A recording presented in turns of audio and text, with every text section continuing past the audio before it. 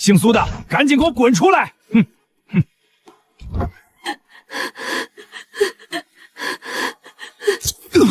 苏文，你以为装死就能不还钱吗？还装！我看你能装到什么时候？这是哪里？当家的，你醒了。你欠我叔的8两银子，说好的秋收过后还清。今天要是再拿不出钱来，你老婆孩子，老子可就拉到镇上去了。爹爹救我！丫丫不想跟他们走。哼！放开他们！苏文，你他妈敢！我说，放开他们！我放，人我放了，你现在可以放开我了。别急啊，现在我们来算算你叔的账。大景朝律明文规定，凡私举钱债、点押财物，每月取利超过3分的，吃40；若债主强夺负债人田宅、妻女、牲畜以抵本利者，杖100，流放3000里。我只借了10两银子，按例3分，应该还13两6钱，这点你认不认？你说，我要是去衙门走上一刀，这理政之位还能不能在你叔的头上？哼，行，算你狠，给你1个月时间，到时候少1文钱，我一定要你好看。二婶还不走？这家伙简直窝囊到了死子里，被人欺负了一辈子，连一句硬话都没有说过。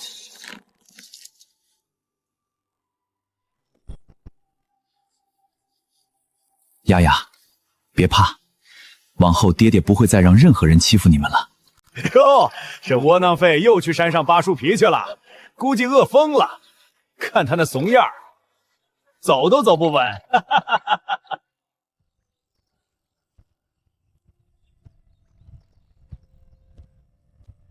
单干带斑称巨伞，3叶多裂绿莹莹，老朱开花紫蝶拔，一串红果立石头。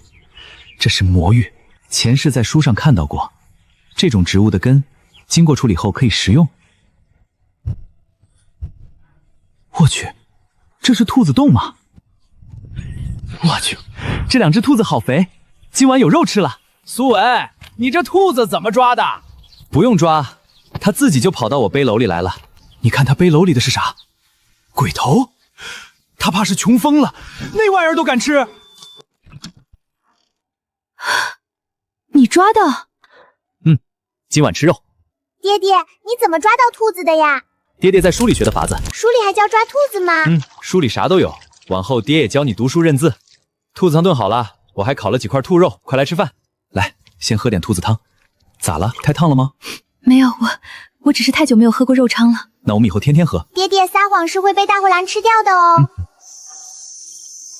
这次是运气好，才带了2只兔子，得搞个能稳定来钱的路子。荒山野坡遍地疯长，见得一文不值。只要把带毒的生酥头用草木灰浸泡，再长时间烹煮，反复漂血去毒。这不是山里的鬼头吗？那东西有剧毒，沾一下手有痒，你怎敢挖怀摆弄？正是鬼头。旁人只知他生食伤人，却不懂法子去毒，才白白浪费满山货。我去除了它的毒性，做出来的豆腐好吃无害，往后便是咱们家的营生。要是让人知道这是鬼头做的，谁敢买？那就不让他们知道。你怎么知道给他去除毒性的方法？都在书上看到的。若是真有这般简单去毒的法子，还记载在书上，这漫遍野的鬼头，怕是早就被村里挖光换钱了。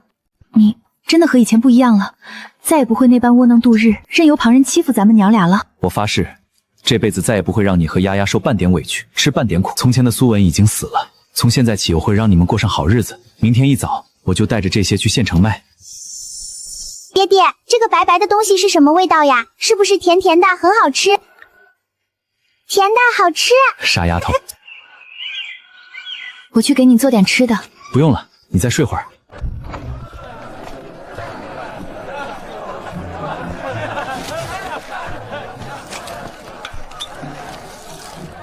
掌柜的，有个生意想跟您谈判。什么生意？独家新鲜养生吃食，别处绝对见不到。这白白的方块，细细的粉末，到底是什么东西？看着稀奇，可敢入口？纯天然养生食材，彻底去毒，干净无害。掌柜大可放心，这白冻豆腐切丝凉拌、红烧焖煮、下火锅皆可，入口弹嫩爽滑、清爽解腻，无一丝苦味涩味，荤素百搭，客人吃着新鲜爽口。这精致酒奶粉更是上的药膳好物，温水冲调即可成羹，加蜜清甜两味，酒后食用还能解酒解燥，最是适合达官贵人、文人雅士养生食用。怎么样，收不收？品相干净，质地细腻，闻着无杂味儿，吃法确实新颖高端。300文一斤怎么样？别走别走，价钱好商量嘛，你说个价钱。白冻豆腐300文一斤，猪胰粉500文。老弟，你这价钱也太狠了！你这吃食敢卖这么贵，凭什么？就凭它独一无二，全城仅此一家，别无分号。这种稀缺货色，你拿到府城去卖，1两银子一斤都有人抢着要。行，就按你说的这个价。你手上有多少货，我全收。今天就带了3斤成品，2斤冻豆腐，1斤干粉。你可真行，就这点货跟我谈半天价，1两1拿好了。老弟，你这食材太对我酒楼胃口了，口感吃法都是前所未见。只要你能长期稳供货，往后你有多少我要多少，我独家包圆。掌柜的放心，后续货源管够。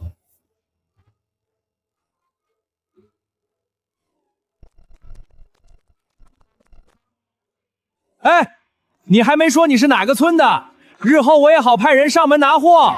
第1桶金稳稳到手，这下总算能给丫丫做一身崭新的花衣裳，也能好好弥补下他们娘俩。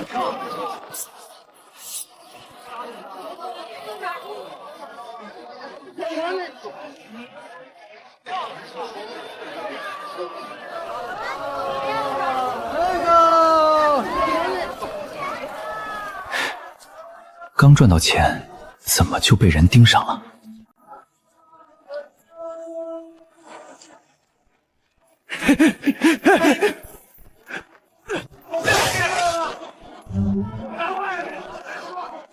就这种跟踪手段，随便一条老巷子就能轻松甩掉。想当初在现代农科院，我天天抓样本追实验数据，就连院里跑得最慢的实验鼠，警觉性和走位都比这2个婕妤难抓。丫丫，看阿爹带什么回来了？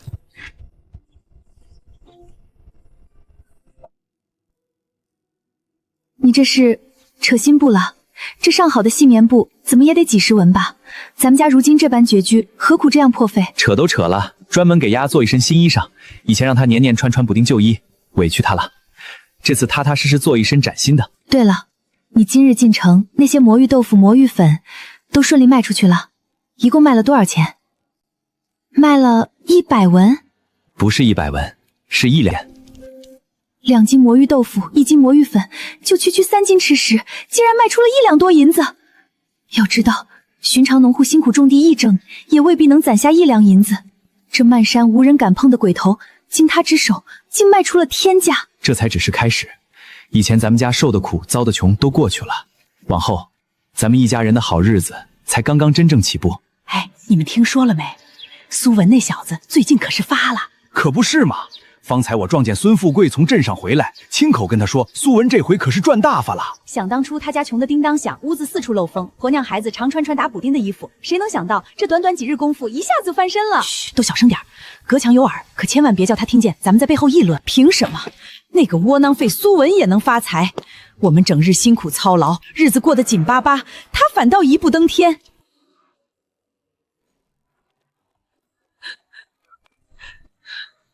族长，你可得给咱们苏家宗族做主啊！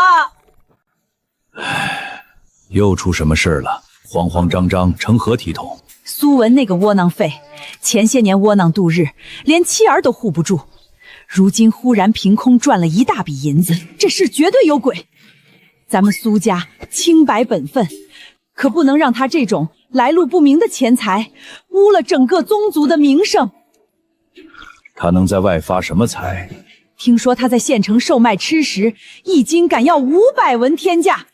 您仔细想想，从前他穷得揭不开锅，半点营生本事都没有，哪来这么值钱的稀罕货？依我看，定然是偷来抢来的。各位，咱们去看看情况。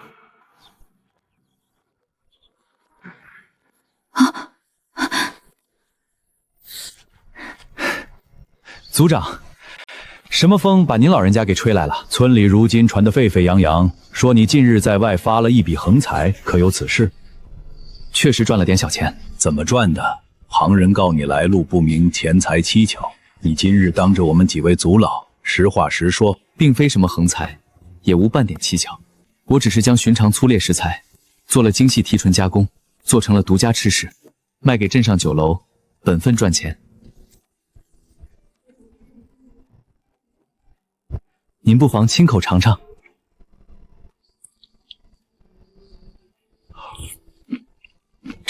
这品相，这口感竟如此绝佳，你到底是怎么做到的？古书上记载的古法技艺，我闲来无事翻阅典籍，照着法子改良加工，去杂涂纯，才有了这独家食材，全程光明正大，本本分分。好出息，不靠偷不靠抢，凭书本本事，凭手艺挣钱，是条正道。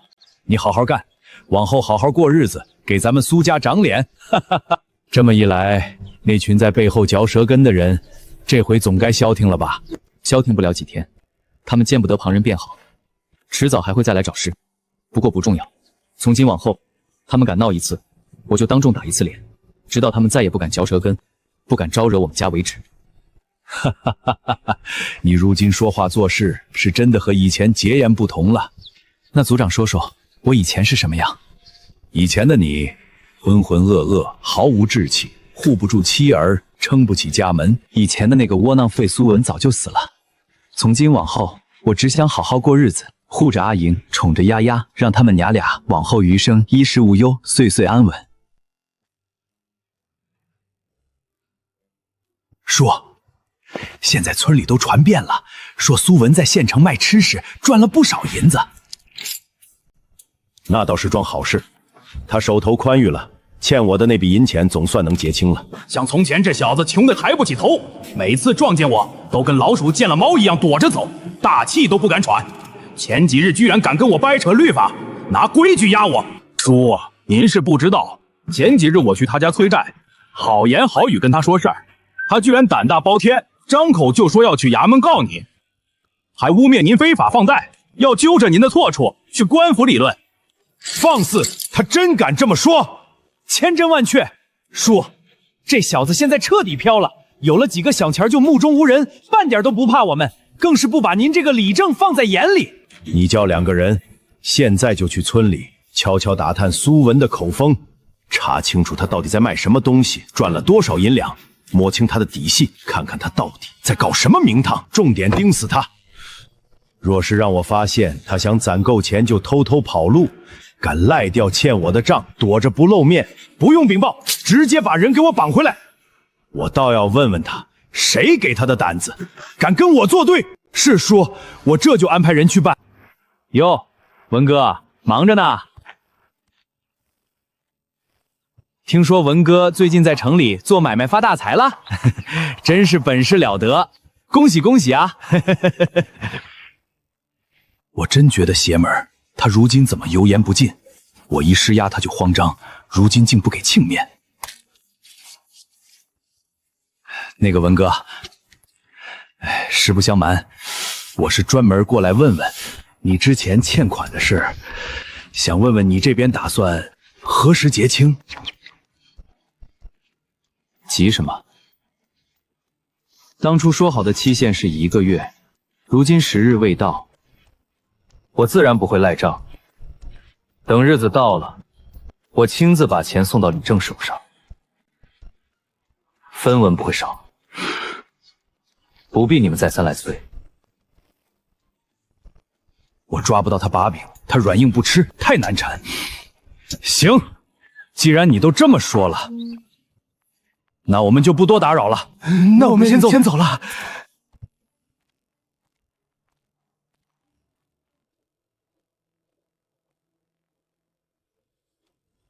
他真这么说，半点松口的余地都没有？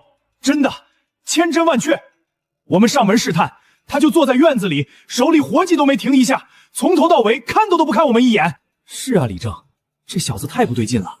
换做以前，早就吓得点头哈腰，如今倒是沉稳的过分，油盐不进。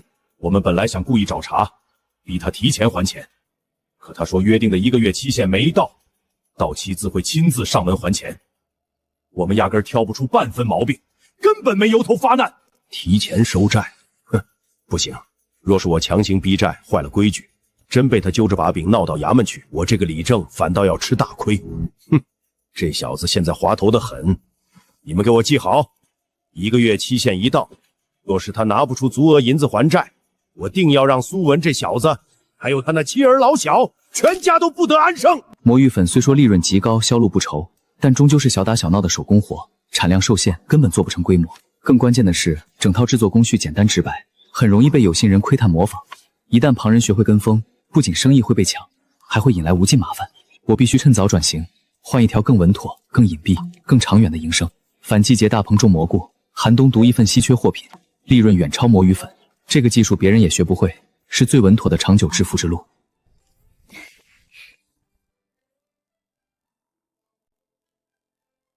我打算在屋后空地上搭几座竹棚。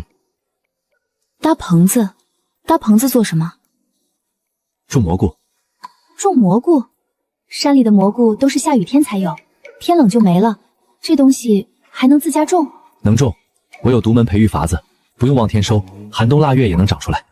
行，你说能种，咱就种。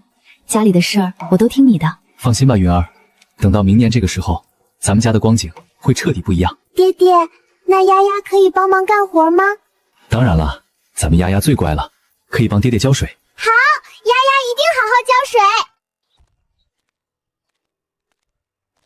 苏文，你扛那么多竹子干啥去？这是要做什么物件？搭棚子。搭棚子干啥？囤草垛还是养家禽？种蘑菇。种蘑菇？你怕不是糊涂了？蘑菇都是山里老天爷长的，哪有人种得到？更何况再过1个月就入冬，天寒地冻，连野草都活不了，还想种蘑菇？就是从古至今，只见过上山采野菇，从没听过有人自己种的。再说了，秋冬冻土硬如磐石，压根儿长不出半点生鲜，还想种蘑菇，简直是痴人说梦。哼，我看苏文就是赚了点小钱，脑子都不清醒了，放着安稳日子不过，非要折腾这些闻所未闻的荒唐事儿。人工种蘑菇已是离谱，还想冬天种，简直天大的笑话。我看他就是白费力气，最后肯定竹篮打水一场空。他们说的会不会是真的？蘑菇从来都是山里自生的，没人能种，而且冬天那么冷，真的能长出蘑菇吗？云儿，你信我吗？我信。那就行了。旁人眼界狭隘，只知靠山采菇看天吃饭，看不懂人工培育的门道。你只管安心等着，咱们家的好日子还在后头呢。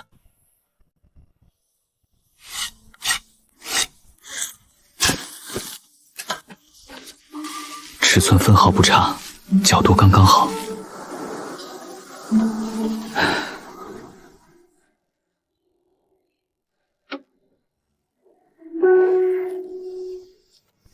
整体绷得紧实稳固，结构受力均衡，寻常大风根本吹不动。大棚彻底成型了，明天正好开播菌种。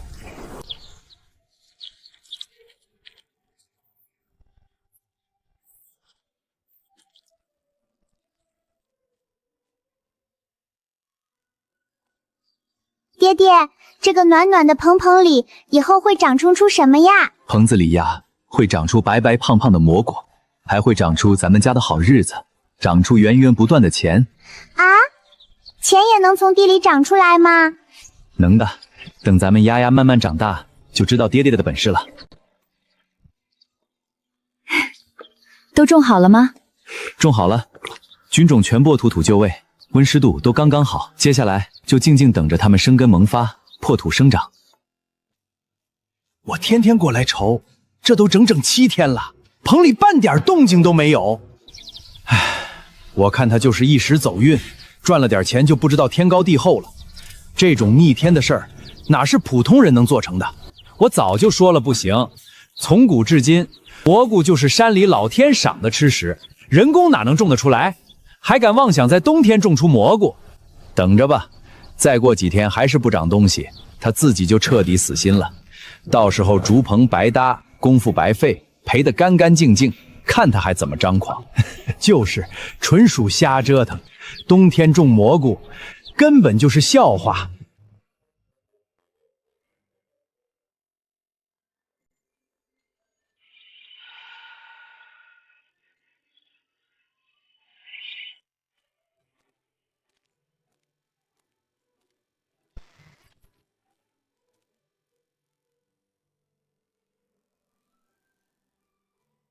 云儿，丫丫，怎么了？慌慌张张的，出什么事了？来，怎么样？这些就是你种出来的蘑菇，你真的做到了，你真的在寒冬里种出蘑菇了。爹爹，它们好小只呀！别看现在个头小，再过几日就能逐足个头，到时候咱们就能采摘。能吃吗？这个蘑菇味道好不好？味道鲜得很，等过几天成熟，就让你娘用油给你炒上满满一盘，管够吃。哈哈，好耶好耶！我要吃香香的蘑菇。好家伙，真让他种出来了！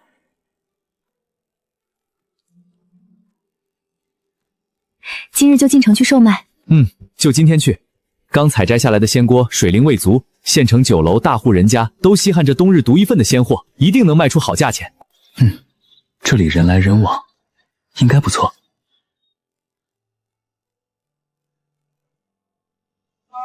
这年头稀奇事儿是真多，寒冬腊月还能出新鲜菌子。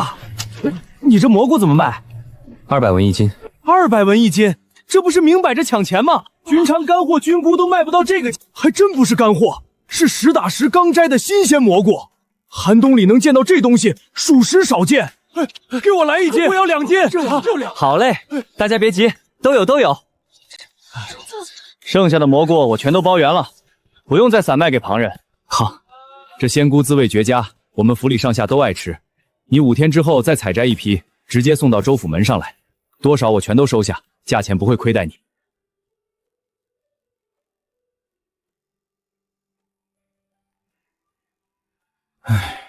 苏老弟，今儿可算来了。前几日还念叨你，这次是不是又带自家做的魔芋粉过来？今日没带魔芋粉，不过我新琢磨出一门营生，特地过来跟刘掌柜谈笔长久生意。哦，是什么生意？不知道刘掌柜这里收不收新鲜的菌子？新鲜菌子？眼下寒冬腊月，土地冻得硬邦邦，山里哪儿还有鲜菌？老弟莫不是拿我寻开心？您看，这些都是今早刚从棚里采摘的鲜货，绝非干货熏饰。东西确实难得，但你这菌子能稳定量产吗？别这次送一点，下次就断了货。我这边熟客可不好应付。掌柜放心，我屋后搭了专门的竹棚培育，产量稳定，供给你一家酒楼完全绰绰有余。好，既然货源稳当，以后你采摘好鲜菌，直接送到我酒楼来，我帮你全盘代销，对接我酒楼固定的大客户宴席采买，不愁销路，供货价由你来定。我只从中抽取1成作为代销跑腿，对接客源的分成，你看如何？有酒楼长期兜底销路，省去自己上街零散兜售的麻烦，十分划算。好，成交。镇上有个卖新鲜蘑菇的，去了刘掌柜那儿。什么？快给我备马车，我要亲自去看看。那人是谁啊？排场这么足。这是县城鸿宾楼的东家，那酒楼可是县里数1数2。苏老弟在家吗？在下专程登门拜访。您是？鄙人江景洪，县城鸿宾楼的东家，今日贸然上门叨扰，一点薄礼，还望苏老弟不要嫌弃。江老板大老远亲自过来，不知有什么要事？你大棚产出的冬日鲜菌味道绝佳，市面独一份，我心里十分中意，全部供货给你没问题，但我不能跟你签独家。这是为何？万一往后酒楼生意有变，风险太大。那依你之见，咱们该如何合作？我每日的鲜菌优先供给鸿宾楼，除去给你的份额，余下的我自行去镇上售卖。也罢，就依你的法子合作，每日固定给我送20斤，成交。此子年纪轻轻就眼光长远，心性沉稳，不贪一时独卖的高价，还懂得规避后路风险。面对我这个县城酒楼东家，也半点不卑不亢，临事不乱，日后必有一番成就。苏老弟，往后若是遇上难处，或是有需要搭把手的地方，拿着这块牌子直接去鸿宾楼寻我，能帮的我一定尽力。多谢江老板照拂。方才那位看着气度不凡，是县城鸿宾楼的老板。那你方才为何不全部卖给他？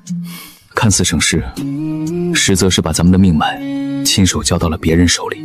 若是我今日贪图轻松，把蘑菇都卖给他，他若是哪天觉得价格高了，想要降低收购价，我们只能降价。他若是客源变动，临时不要货了，咱们大棚里的鲜蘑就会大量积压，辛苦经营付诸东流。原来是这样，我只看到眼前省心，却没想过这么多弯弯绕绕。那咱们以后打算怎么做？以后咱们的鲜菇可以优先供货给鸿宾楼，稳住客源，多余的我们可以供给镇上其他酒楼饭庄，也可以自己在集市售卖。不止如此，往后我还要慢慢做大，拓宽销路，一步步卖到县城各个商铺，甚至远销府城。云儿，我想要的从来不是这一季一季卖蘑菇的零碎小钱，我要铺出一条稳稳当当、越走越宽的生路，让咱们家往后的日子再也不用看人脸色，受人拿捏。行，我听你的。你想怎么走，我们就一起怎么走。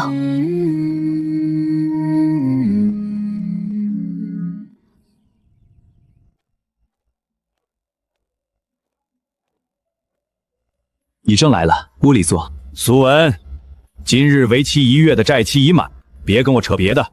钱呢？1分不少，16两1钱。李正点点数目。这银子的成色，居然是现榨出来的库银。李正若是不信，大可仔细查验，绝无问题。苏文啊，苏文，你最近倒是混得风生水起，先是捣鼓吃食赚钱，如今又寒冬种出鲜蘑菇，本事不小啊！发了大财，也不请村里乡亲们喝杯酒，沾沾喜庆。李正说笑了，不过是些小本生意，勉强糊口度日罢了。倒是县城的江景洪江老板，早前说要设供请我喝酒，我一直忙着打理棚子，还没腾出空前去赴约。江景洪是什么人物？那是县城数1数2的富户，人脉极广，财力雄厚，连官府都要给几分薄面。苏文是什么时候搭上这种人物的？苏兄弟说笑了，是老哥我眼拙。今日银子如数收到，咱们的债务一笔勾销，彻底两清了。往后你在村里生活，但凡遇到任何麻烦，有人找事儿，尽管跟我说，我帮你摆平。有劳李正费心，李正慢走。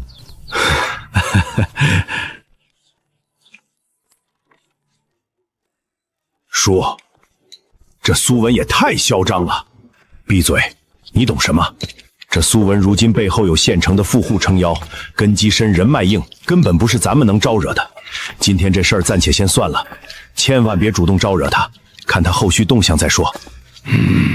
他们以后不会再来找我们麻烦了吧？不会了，这种势利小人向来都是欺软怕硬。以前咱们家穷，性子软，人人都敢上来踩一脚。如今咱们站稳了脚跟，底气足了，他们自然就怂了。我心里一直慌，就怕他们隔三差五上门刁难。从今天起，咱们家无债一身轻，干干净净，不欠外人半分银两，也不看任何人脸色过日子。爹爹，那些坏叔叔以后再也不来欺负我们了吗？不来了，以后再也没有坏人敢来咱们家闹事了。太好了，太好了！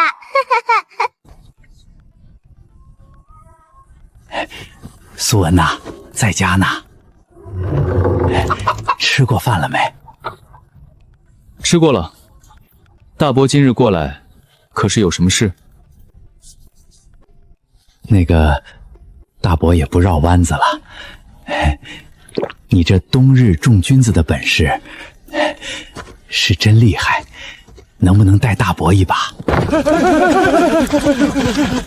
苏兄弟，好久不见，今日特地来看看你，让我们也跟着你坐坐，沾沾福气。是啊，福气。我看大家这架势，都是想来跟着我学种菌子的吧？是，苏兄弟，以前是我们眼睫浅，嘴碎，你大人有大量，这次务必带带咱们。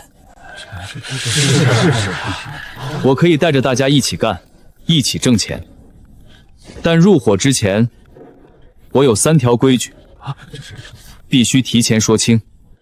第一，既然跟着我做活，就必须全然听我调度，怎么搭棚，怎么培育，怎么打理，全按我的法子来。不听指挥，直接退出。第二，这套种植手艺是咱们所有人吃饭的根本本事，谁敢泄露，永不录用。第三，日后挣得的银两全部按劳分配，踏实干活、勤恳出力的多得，偷奸耍滑、偷懒摸优的直接走人。同意的签字画押。我愿意，算我一个，我绝对听话。我再把丑话说在前头，往后头3个月的所有收成，我会抽出一半作为咱们香火营的公用积蓄，专门用来购置物料、扩建棚地、添补本钱，把路子越做越稳。这件事大家可有意见？没意见，全听苏兄弟的。我们一定好好干活。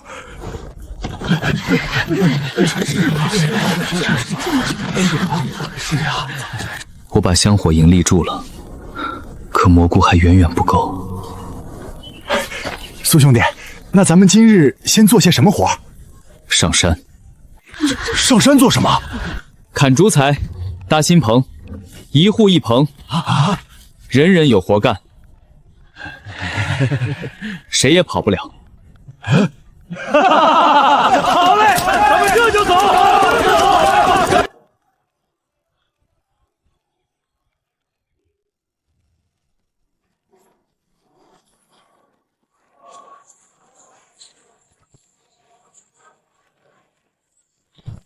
昨夜3更，临县灾情急闻连夜送达县衙。连日暴雨倾盆，江河暴涨，周遭州县遭遇特大洪涝灾害，洪水冲毁田地物舍，百姓家园被毁，无粮可依，大批灾民成群结队一路向南逃难，源源不断涌入本县境内。大人，东乡逃难入境流民120余人，西乡流入80余人，城南城郊空地现已聚集流民300有余，人数还在不断增加。够了，够了，再这样涌进来呀，城中粮储迟早要掏空，官场存粮还吃得到几天哦？回大人，按如今流民增速，每日放粮镇主的耗粮，官仓最多只够支撑半个月。啥子啊？半个月？那半个月之后粮尽无储，这么多流民咋个安置？到时怕是要滋生暴乱，酿成大乱啊！启禀大人，门外有一村民苏文求见，说是有解决流民灾情之法。苏文？可是那个寒冬种出仙菌的苏文？正是此人。有救了！快，马上把他请进来。草民苏文见过大人。流民灾情一事，草民有一个对策，可解县衙燃眉之急。小兄弟，你有啥办法安置这些流民？此法名为以工代赈。以工代赈，这是啥意思嘛？我咋从来没听过这个说法？意思就是流民不白吃官府粮，不白受朝廷赈治，由我出荒地、出粮种、出农具，收纳所有逃难流民，让他们开垦荒田，整张拓土，耕耘劳作。本官懂了，你是让流民出力干活，按劳换粮，务工换钱，不再白白坐等救助。正是，我统一管吃管住，每日再给每人经发10文工钱。如此一来，闲置荒地变良田，逃挪流民变成劳力，县里无需耗空官仓，无需担忧民变。日后开垦出新田，县里还能多一份赋税收入，一举3得，长久安民。好办法，绝妙之法，此策远超寻常赈灾，安民居本，利县利民。本官即刻为你书写官批文书，城北那一片常年荒芜、没得人耕种的官地，全部弄给你，你全权使用，开垦经营。你简直就是我的救星啊！快把文书拿到，百姓就靠你，我替他们谢谢你了。这是我应该做的，那我回去准备了。要得，要得。这么多张嘴，日日都要消耗口粮，单凭大棚种植仙菇，根本撑不起这数十人的长久生计。想要稳住人心、长久立足，必须栽种适配育老土地、高产保富的作物。芋头便是眼下最优解，天生喜适耐淤，好生益养，产量远超五谷，灾年可当主食保富，枝叶亦可变现征收，足以撑起所有人的日常常口粮，真正盘活这片涝废地，安顿一众劳民。我听说你今日收容了几10个流民，要带着他们开荒做工。县里流民积压过多，官仓粮草即将告急，以工代赈是眼下唯一稳妥的法子。可那么多人，每天的吃食口粮、柴米油盐都不是小数目。我自然知晓，所以光靠种菌子肯定不行。想要稳住这群流民，长久经营，必须种上高产、顶饱、见效快的粮食作物。我思虑许久，最合适的便是芋头。此物耐涝易活，产量极高，1亩收成抵得上数亩五谷，既能当主食饱腹，蒸叶又能做菜售卖。可咱们家中田地有限，区区几亩小院棚地，哪里容得下几10人耕种劳作？城西那片荒废的官地，洪之令已经正式批给我全使用了。城西那块地，那里常年积水淤积，地气湿寒，寻常谷根本扎不住根，种啥不成，荒废多年无人耕种，你拿来开荒有什么用？旁人没办法，不代表我没办法。我定能让这片废地长出1000斤口粮。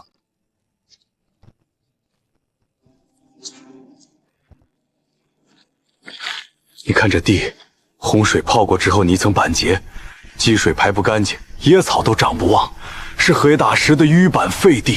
这般死地还想种出吃食，怕是神仙来了都难盘活。只要挖出沟渠引水疏涝，排干净地底积存的淤水，这块地便能盘活，稳稳种出粮食。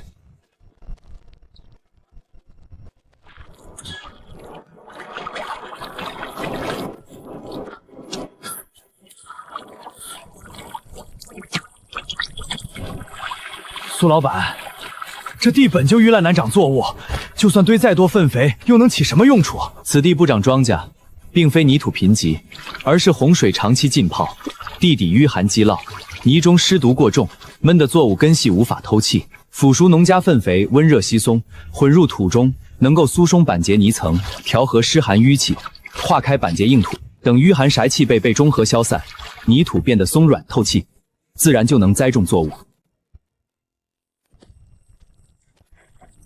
一群白费力气傻子，这淤涝荒田，洪水泡烂了土层，积水排不净，地气湿寒。要是真能长出粮食，我当场倒立吃土。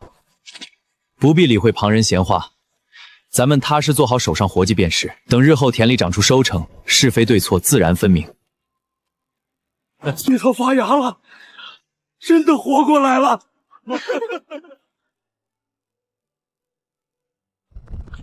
我先前还说这地绝长不出东西，说能种出来就倒立吃土，如今倒是应验了。算了，多大点事儿，老人家不必放在心上。地能种出吃食，安顿好大伙便足矣。你若是有心，不如把这份土留着，往后自家开荒种菜，也算物尽其用。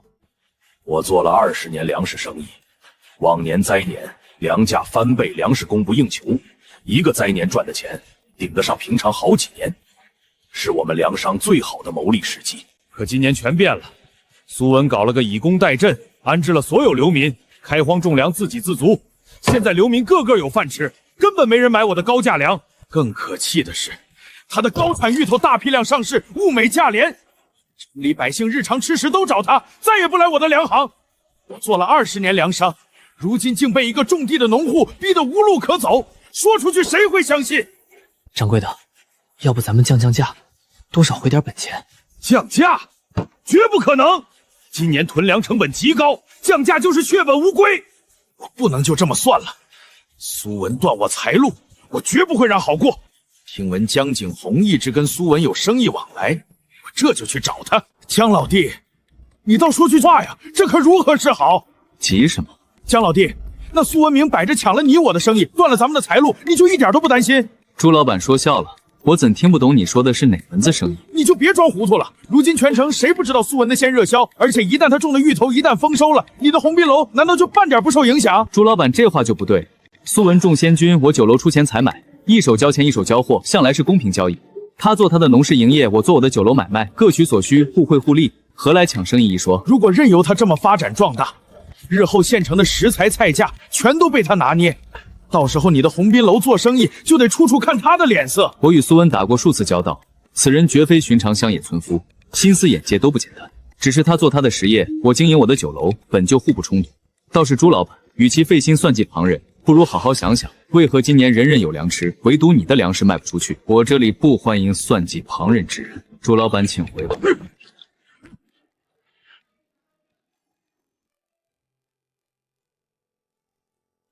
好家伙，这收成也太好了！秦老板，这土里刨出来的东西当真能入口？自然能吃，而且味道绝佳。烤一个你尝尝便知。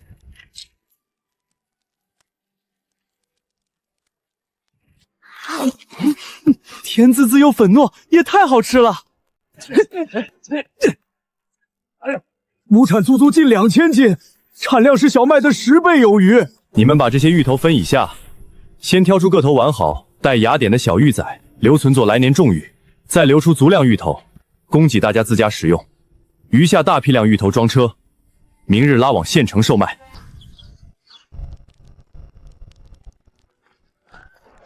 这是什么吃食啊？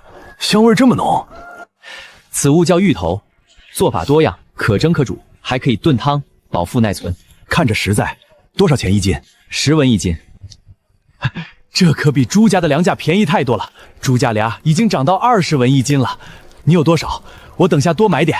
除去售卖与留存口粮种芋的份额，我特意留出一批品相完好的芋头，只会众人削皮切丝，摊开晾晒风干，加工成耐放芋粉条，妥善储藏，存上1整年都不会坏，常年不愁吃食。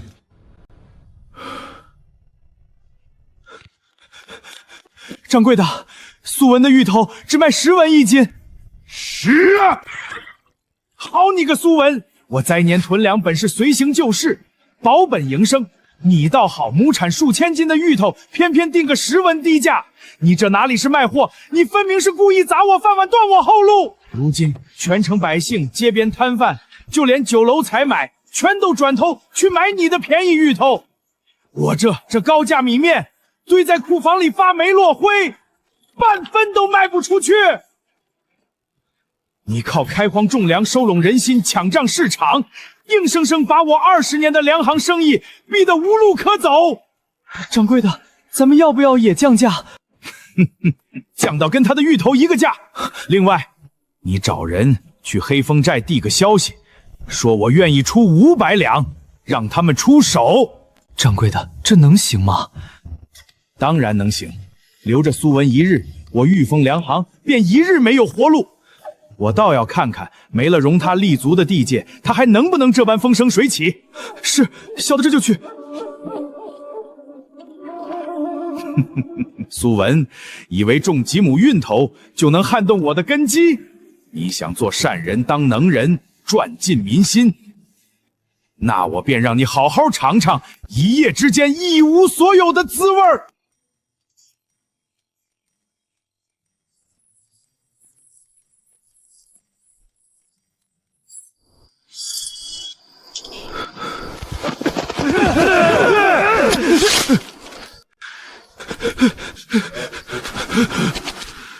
深夜潜入民地，蓄意毁棚作恶，当真胆大妄为。将他们全部拿下，连夜押往县衙，交由洪县令品公处置。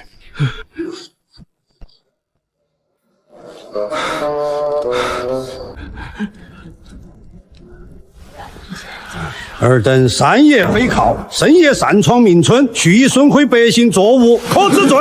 大人饶命，小人知错。是朱胖子收买我等，是镇上御风粮行的朱胖子，花了500两银子收买我等，叫我们连夜下山去捣毁苏文的大棚。本官听明白了，火速拘传朱胖子到案。是。大人明察，我并未作恶，就是他。我认。灾年乱世，上古本该安分守己，体恤百姓。你朱斗金坐拥商行，不是奉公守法，重金勾结匪寇，蓄意残害良民，损毁民生产业，罪加一等。全数家产充公，本人流放3000里，永死不得返乡。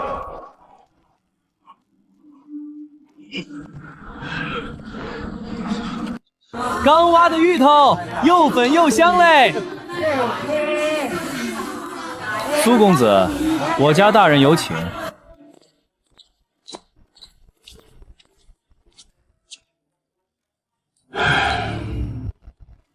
大人，你叫我来有什么事？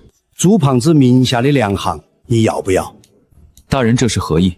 朱胖子的粮行价值1000两左右，里面的粮食还可抵上800两，你只需再拿200两，这个粮行从此以后就归你所有。但我有一个条件，因你的芋头丰收，附近州府遭遇洪灾的流民全部都往我们青山县过来了，你有啥子办法解决没得？大人，我确实还有一计可缓解此次的危机。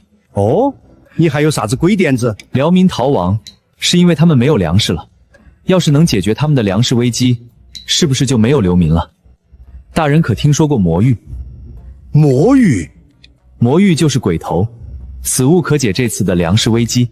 鬼头？鬼头能当粮食？你说二哄？大人，鬼头处理得当是没有毒性，而且这东西漫山遍野都是，完全能解决流民的粮食危机。我把这处理鬼头的方法交给大人，流民之事可解。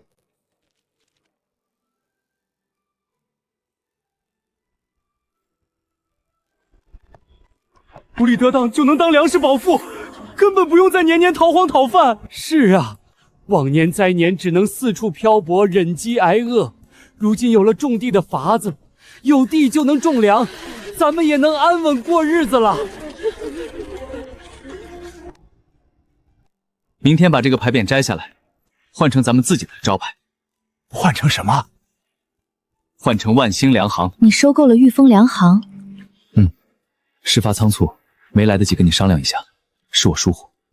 我不是这个意思，我是说，我们家有这么多银子吗？没有，洪县令只收了200两，这200两我们家出一半，剩下的一半由香火社公账支出。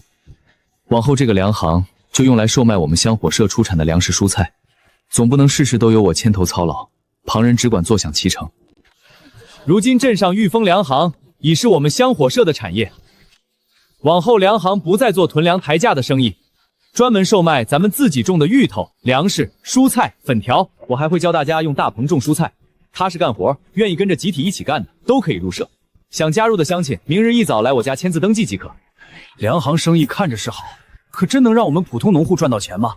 别到时候白忙活一场。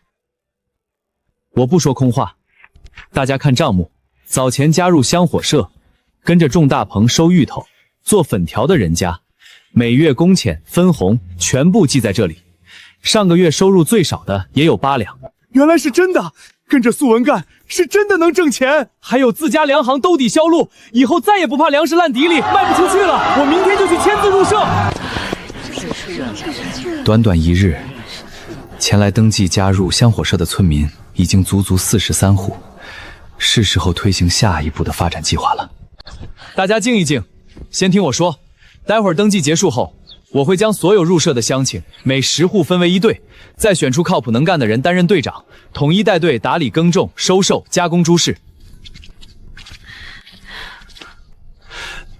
苏文呐，二把我……二伯不用多说，直接在这里签字就好。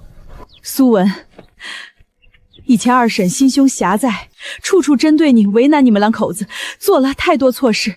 如今你不计前嫌，还愿意带着我们老两口挣钱过日子，我实在是……二婶，快起来！云儿啊，是二婶糊涂，以前处处刁难你们，真的对不住你们夫妻俩。就让他过去吧，往后大家都是同属香火社的一家人，大家齐心协力，日子肯定会越过越好的。齐心协力，发家致富。短短1月时间，改良的魔芋去毒栽种之法飞速传遍周边州县，甚至传至大江南北。无数饱受三荒、颗粒无收的百姓，靠着高产魔芋熬过荒年，得以保性命。洪县令因其治下有方，上报利民粮法有功，朝廷下旨擢升，调往别处任职。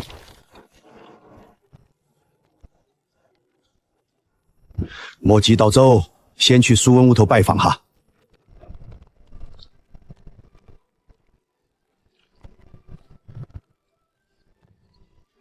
几位乡亲，你们晓不晓得你们生产到苏文的屋在哪个儿？原来是找苏文兄弟的，那好找，顺着这条主路直走，院门口晒着一排排芋粉搭着桌的那家就是他家。欧克子，不对，这人我认得，这是洪县令。啥？是洪大人？可他今日没穿官服，看着平平常常的，难怪一开始没认出来。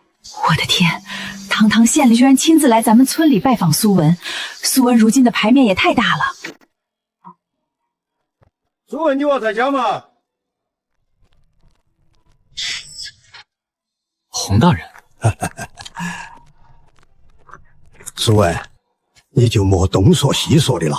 我今天来，一是临行道别，二是来专程感谢你。大人要升迁了。我上报良策得以升迁，这份功绩大半都该归于你。大人言重了，我不过是尽一己之力，让身边百姓免于挨饿受难。大人愿意推广农法，上报朝廷，惠及天下灾民，这才是真正的功德。你心怀百姓，不迷名利，实在难得。不过你放心，新任知县是我的如是学生，为人正直仁厚，深谙为民之道。我已与他交代过青山村与香火社诸事，往后村里生产队里若有难处，可随时传信于我，我绝对给你扎起。多谢大人。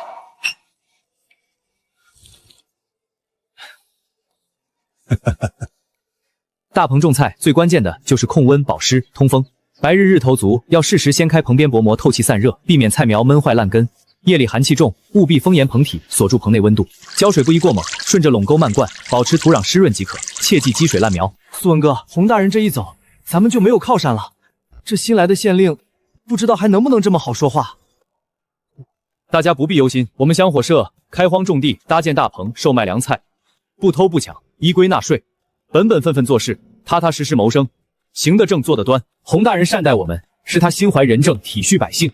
往后无论哪位大人上任，只要我们安分守己，勤勉务实，便无需畏惧任何规矩。再者，新县令上任只会扶持农业，善待百姓，绝不会无端为难我们。对，苏文哥说的没错，咱们凭本事过日子，根本不用怕。好了，都安心干活，咱们以后的日子只会越来越稳，越来越好。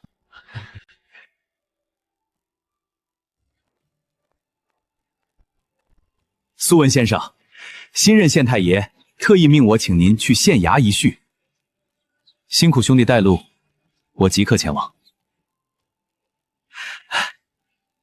苏文先生久仰大名，家师洪大人临行前多次夸你心怀私民，造福一方，今日一见，果然名不虚传。大人过誉，我只是踏实做事而已。我上任后摸清了县中情况，青山村靠大棚种植魔芋产业代富百姓。我打算将青山村定为特色示范村，重点扶持。如今最大的难题是村道狭窄泥泞，农产品外运困难。我本来计划拓宽平整全村主干道，打通外销通路，只是县衙库银不足，仅够维持日常运转。修路工厂款缺口巨大，项目一直无法动工。大人，修路是利民好事，修路的款项缺口，我愿意承担一半，全力配合县衙建设村落。这么说，先生愿意出资救助？你有什么条件？但说无妨，条件自然是有。我希望县衙能立下明文。青山村往后所有新开的荒地，10年之内免征赋税，这样村民才能安心开荒耕种，放手发展产业，示范村才能长久稳定发展。先生大公无私，一心为民，实属难得。此条合理立明，我这就立下官文。谢谢先生了。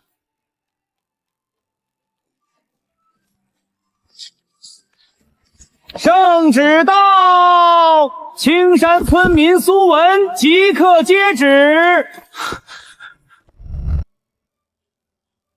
奉天承运，皇帝诏曰：乡民苏文献上魔芋去毒耕种之法，救活万千受灾黎民。这立香火社，兴农事，稳粮价，又救捐资拓路，造福乡邻，心怀苍生，德行可嘉。今特授从8品农役散官，赏白银200两。预制牌匾1块，免其香火社出产货物通行商税3年，望其继续深耕农业，安民兴业。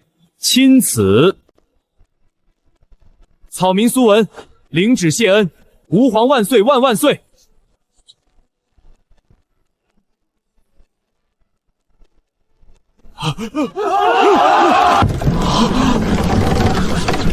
我的天，御赐牌匾啊！咱们整个镇子哪户农家能有这份体面？没想到如今能得皇上亲口嘉奖，赐官赏银，以后咱们香火社的货物走到哪里都挺直腰鼓。当初你只是想着多种些粮，带着乡亲们吃饱饭。这份荣光从不是我一人的，是全村人肯吃苦、肯踏实干，一点点拼出来的。苏苏文哥立大功，得御赐牌匾，还得了朝廷封赏。这么大的喜事儿，可得大摆宴席。庆贺大喜，庆贺大喜，咱们全村一起热闹热闹。大家心意我都收到了，今日得朝廷嘉奖，是我苏家的喜事，更是咱们整个青山村的喜事。今晚我家大摆宴席，杀猪宰鸡，备足酒菜，全村老少都来入座，咱们一同吃肉喝酒，好好庆贺这份大喜日子。往后咱们齐心协力，一起把日子过得愈发红火。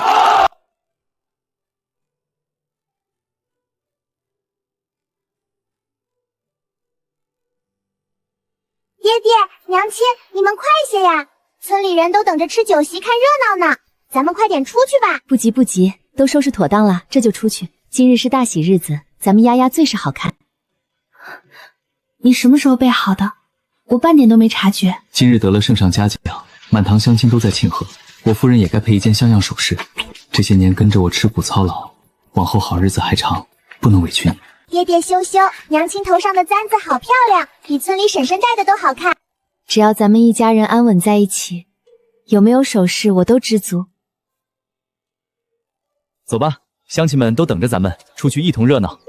今日苏文得了朝廷奖赏，这是咱们青山村的福气，我敬苏文一杯。各位乡亲，今日的荣耀从来不是我苏文一人的功劳，若无大家踏踏实实劳作，齐心协力打拼，就没有今日的青山村，更没有这份恩典。今天晚上大家吃个痛快，喝个痛快，往后我们同心协力，让家家户户都能丰衣足食，岁岁安稳。